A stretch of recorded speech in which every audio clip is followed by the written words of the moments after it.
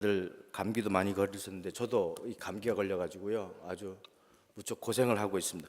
어저께부터 심하게 됐어요. 그래서 목소리가 영 아니죠.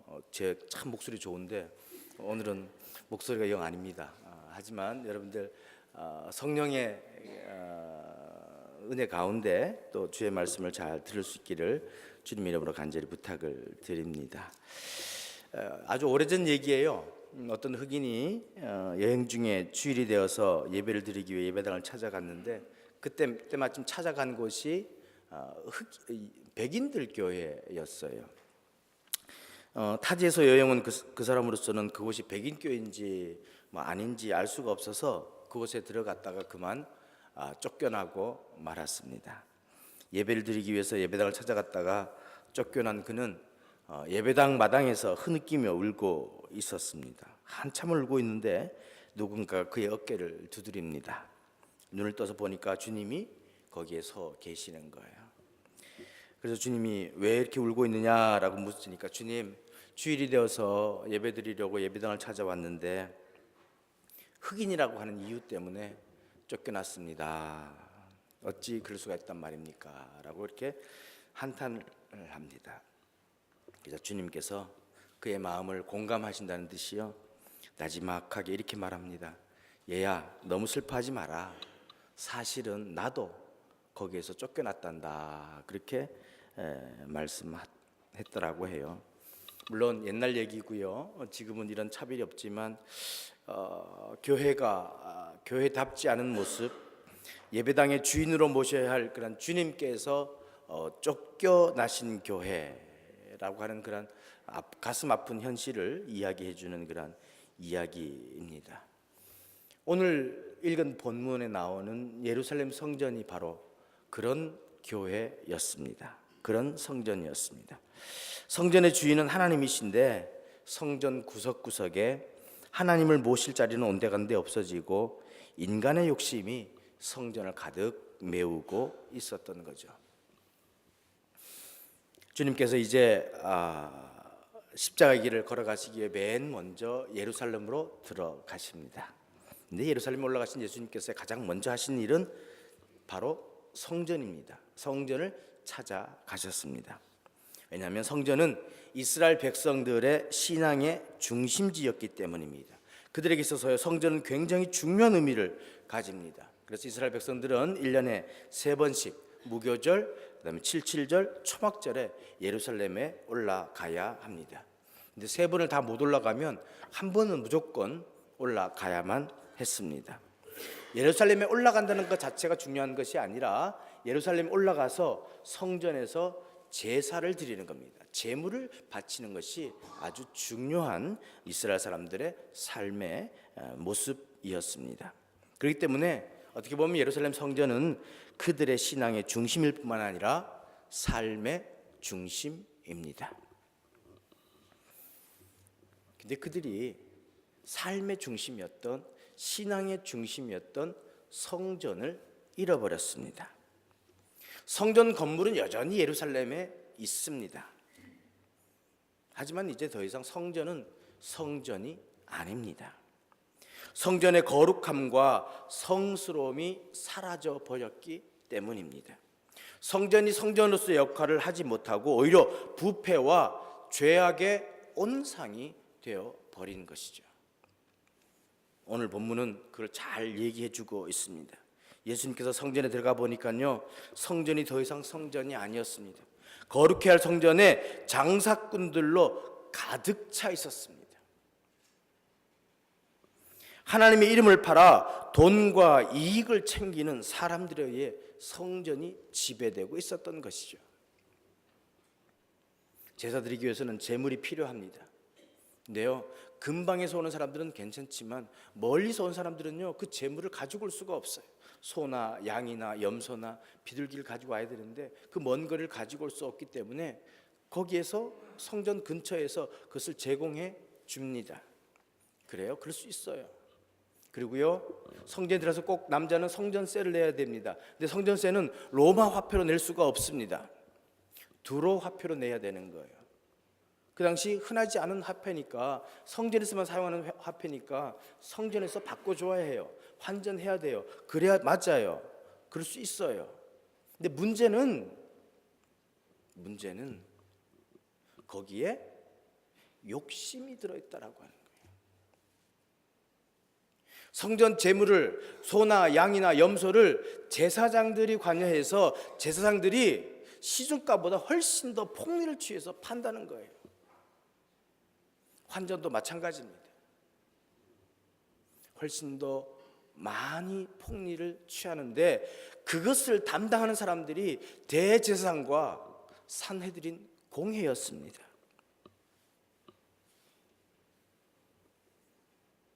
성전은 하나님께 예배드리고 하나님께 제물을 드려야 되는데, 이 제사장들과 산헤드린 공회들은 돈에 눈이 멀어서 돈 버는데 더 급급했다라고 하는 거예요. 하나님의 거룩한 제사가 지켜져야 할 성전에서, 그리고 온 백성의 죄를 대속하기 위해 세워진 대제사장이 이런 일에 앞장섰으니 무언가 잘못된 것이 분명한 것 아니겠습니까? 가난하기 때문에 비둘기를 드리라고 했단 말입니다. 근데 그 비둘기를 엄청난 값에 판다는 게 이게 말이나 됩니까? 무언가 잘못되어도 단단히 잘못되어 있는 것이 분명합니다. 하나님의 거룩함이 드러날 중심부에서 세상의 악함이 드러나 있다라고 하는 거예요. 더군다나 거룩함의 상징인 제사장이 이 악한 일에 협력하여 자신의 이득을 챙기고 있으니, 거룩한 성전의 본질이 상실된 이 성전 안에 하나님을 향한 찬양이 아니라 판매용 재물들의 소리와 가축들의 소리와 돈 소리로 가득했다라고 하는 것입니다.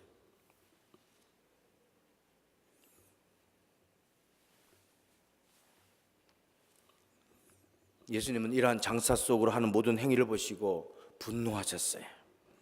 노끈으로 채찍을 만들어 양과 소와 함께 그들을 모두 성전에서 내쫓으시고, 돈 바꿔주는 사람들이 돈을 쏟아버리시고 상을 둘러 엎으셨습니다. 그리고 외치십니다. 비둘기 파는 사람들에게 이것을 여기서 가져가라. 내 아버지의 집으로 장사하는 집을 만들지 말라라고 말입니다.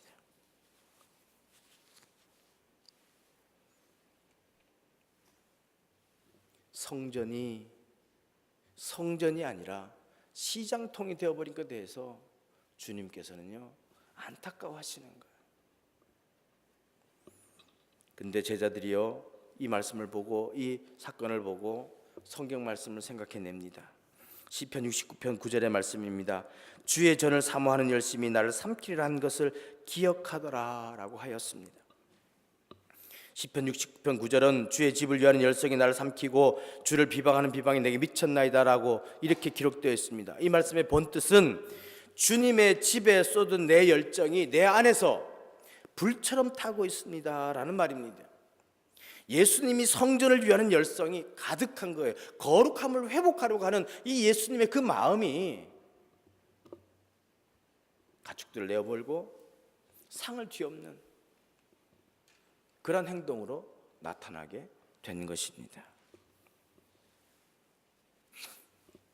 최근 들어서 어디를 불문하고요, 교회가 사회로부터 많이 지탄을 받습니다.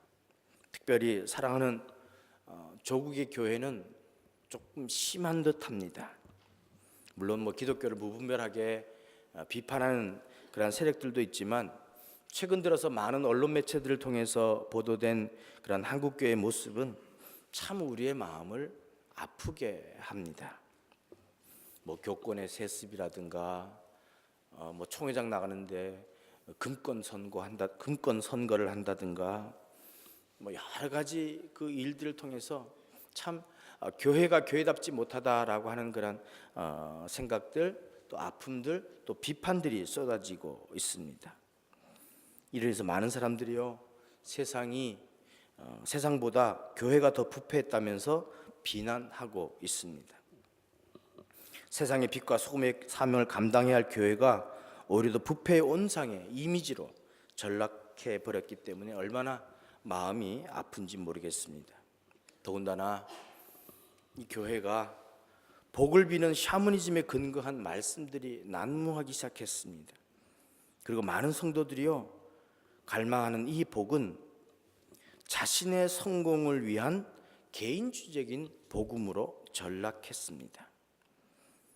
이것은 현세의 삶에 대한 중요성을 더 강조해가지고요, 번영신학이라고 하는 잘못된 그런 성공주의 신학을 양산시켰습니다. 다른 사람은 어찌하든 나만 잘 되면 된다라고 하는 거예요. 수단과 방법을 가리지 아니하고 나만 잘 되면 된다라고요. 그것을 하나님의 이름을 도용합니다. 하나님께서 이렇게 하셨다라고 하는 거예요. 이것이 곧 신학을 넘어서요, 교회의 물량주의와 외형주의에 집착하는 그러한 목회 성공주의 트렌드를 만들어 내었습니다. 결국 이 모든 것이 하나님의 말씀인 성경을 벗어난 결과입니다. 그리스도의 피 묻은 복음, 한 영혼을 살리는 복음이 아니라 성공을 정당화하고 외형을 중요시하는 모습이 세상의 성공과는 하나도 다를 바가 없는 것입니다. 이로 말미암아 기독교를 바라보는 세상의 시선은 차갑기만 해졌습니다.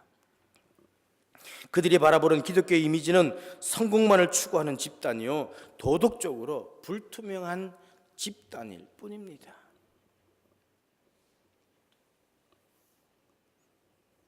사랑하는 성도 여러분, 우리 신앙의 세계에는요, 다른 것 어떤 것도 해치지 않는, 아니 어떤 것도 범접할 수 없는 그런 신앙의 가치가 있어요.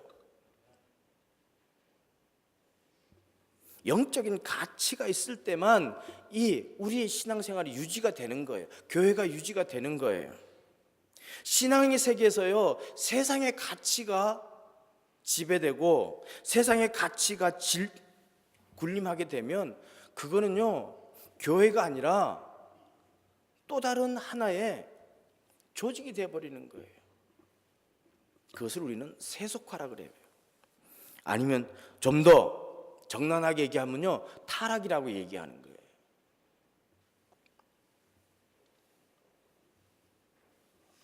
오늘날 교회가 교회답지 못한 이유가 바로 여기에 있습니다. 교회 안에서 신앙적인 가치가 설 자리가 없어진 거예요. 세상적인 가치가 지배하고 있기 때문입니다. 세상적인 가치가 지배한 현장을 우리는 너무너무 많이 볼 수 있는 거예요. 보세요. 어디 가나 숫자를 중요시하고요, 건물 외형을 중요시하고요, 어떻게든 총회장 되려고, 어떻게든 높은 자리에 올라가려고요, 권력 욕구 갖고 있고요, 세상의 비즈니스를 다 동원해가지고, 방법을 동원해가지고 교회를 부흥시키려고 하고요. 이 회사와 다를 게 뭐가 있습니까? 백화점과 다를 게 뭐가 있어요?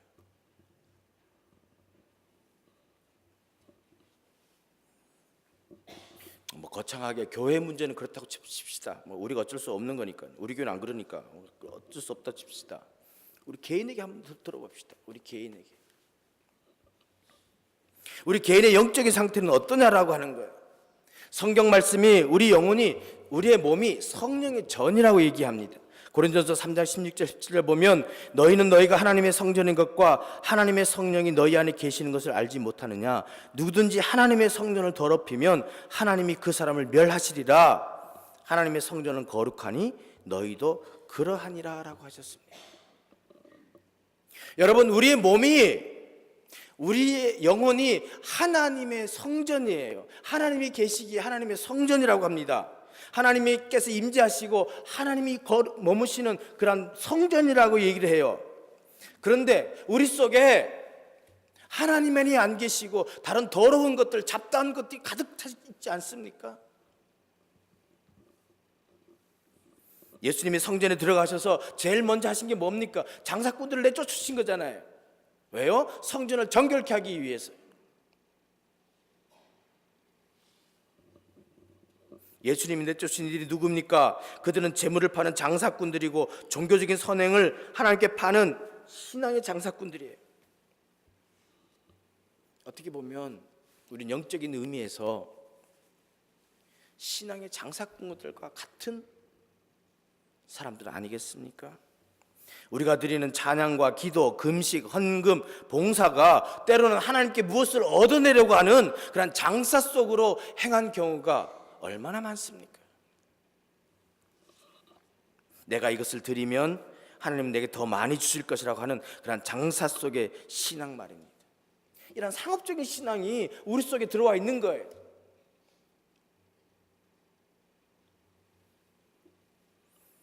우리의 영혼은요, 이기적인 욕심으로 가득 차 있습니다.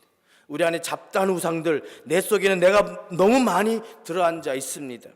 버려야 할 것은 바로 나입니다. 소유욕과 명예욕, 세상 정력으로 가득 차 있는 나를 버리고 싶습니다. 더 이상 끌어안지 말고 미련 없이 버려야 합니다. 예수님과 같은 마음, 그의 인격, 사랑과 삶을 그대로 살아가야 하는 거예요. 지금은 백석대학의 교수로 있는 우리 하덕규 목사님, 그가 예수 믿고요, 완전히 거듭나고요, 처음으로 만든 노래가 가시나무라고 하는 노래예요.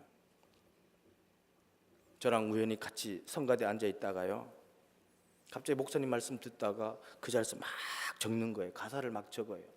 그 가사가 가시나무라고 하는 그런 가사입니다. 그러면서 전도사님 이거 한번 보세요 그러더라고요. 근데 저는 시를 잘 모르니까요. 근데 그 노래가 가시나무라고 하는 노래로 나왔습니다. 근데 우리 마음 상태를 너무 잘 보여주고 있어요.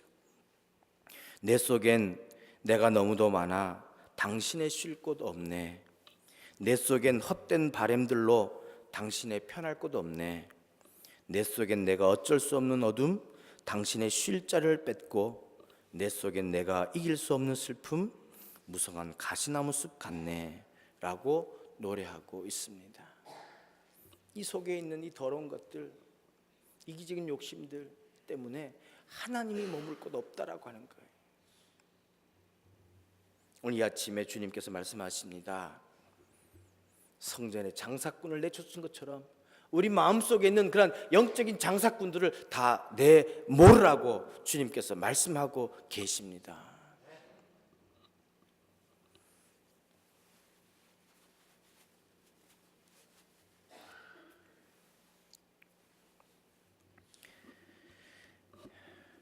예수 그리스도를 따르기 위해 모인 사람들이 모인 곳, 그리스도의 몸, 성령으로 하나 되어 시작된 교회 공동체가 이제는 그리스도가 없는 공동체로 전락된 것은 아닌지 우리의 현실을 돌아보아야 할 것입니다.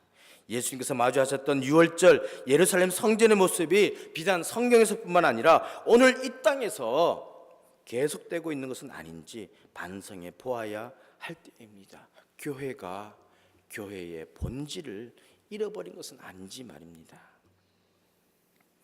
본질이 사라져버린 성전 앞에서 예수님은 돈으로 매매하던 성물들을 다 내쫓으시고 돈 바꾸는 사람들의 돈을 쏟으시고 상을 엎으셨습니다. 갑작스러운 이 상황, 성전의 혼잡을 야기시켰을 것입니다. 갑자기 쏟아져 나온 가축들, 이 가축을 잡으려는 장사꾼들의 소리, 광장 바닥에 돈 떨어지는 소리, 또 이 돈을 주워 모으려는 그런 환전상들의 행동, 이것도 어떻게 보면 굉장히 혼란스러운 것 같아요. 이건 뭐냐면요, 완전히 뒤집으시는 하나님의 마음이세요. 종교 지도자 앞에서 예수님께서는 이렇게 얘기하십니다. 이 성전을 헐라 내가 사흘 동안에 일으키겠다. 바로 이 성전은 예수 그리스도를 말씀하십니다. 당시 이 헤롯 성전 18,000명이 동원되어 46년 동안이나 공사를 했어도 완공하지 못했기에 그들은 예수님이 이 말씀을 이해하지 못했습니다. 그들은 예수 그리스도를 하나님의 아들로 깨닫지 못하고 그들을 죄에서 구원하기 위해 하나님의 아들이 성육식하신 놀라운 사건을 알지 못했기 때문에 이러한 의아한 반응을 보였던 거예요. 주님께서는 지금 성전의 이 모습을 완전히 뒤엎으시는 거예요. 본질을 회복하라고 하는 거예요. 잘못된 성전의 의미를 다 뒤엎으시는 겁니다. 교회의 아픔을 통감하는 오늘 우리는 사순절 세 번째 주일을 지나 보내고 있습니다. 이 사순절 기간이 되면 우리는 늘 회개의 자리로 나아갑니다. 다시 말해 우리의 죄악을 직시하고 그 죄악에 대한 거부권을 행사하며 회개해야 하는 것이죠. 하나님께서는 우리가 우리의 죄를 자복하고 회개함으로써 그 죄악에서 돌아설 것을 간절히 원하고 계십니다. 우리가 지금까지 가졌던 잘못된 것들을 다 뒤엎어버리고 온전히 주님만 바라보기를, 성령께서 우리 안에 계셔서 하나님이 주인된 그 모습으로 살아가기를 주님께서는 촉구하고 있는 것입니다. 말씀을 맺습니다. 교회는 그리스도의 몸이요 믿는 그리스도인 공동체가 모인 곳이기도 합니다. 그렇다면 교회의 본질은 그리스도가 드러나야 합니다. 어쩌면 지금은 세상이 질타를 받고 있지만 이 사순절 기간 동안, 아니 우리가 진심으로 회개하고 주님 앞에 엎드린다면 곧 세상을 구원하고 세상을 변화시켰던 그런 교회의 진정한 의미가 드러날 줄로 믿습니다. 종교가 세상을 닮아 타락하면 그 사회는 희망이 없습니다. 그건 곧 멸망을 향해 가는 길목입니다. 세상이 어둡고 죄악투성이라고 하더라도 교회가 교회답게 바로 서 있으면 그 교회를 통해서 세상을 구원해 낼 수 있습니다.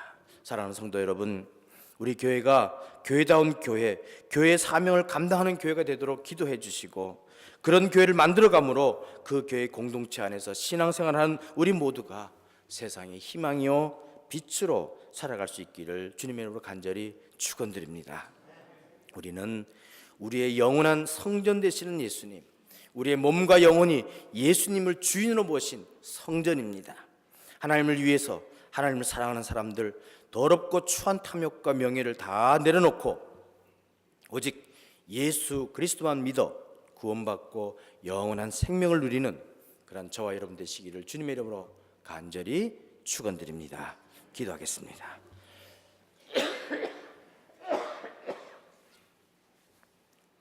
하나님, 이 시간 무거운 마음으로 주님 앞에 엎드립니다.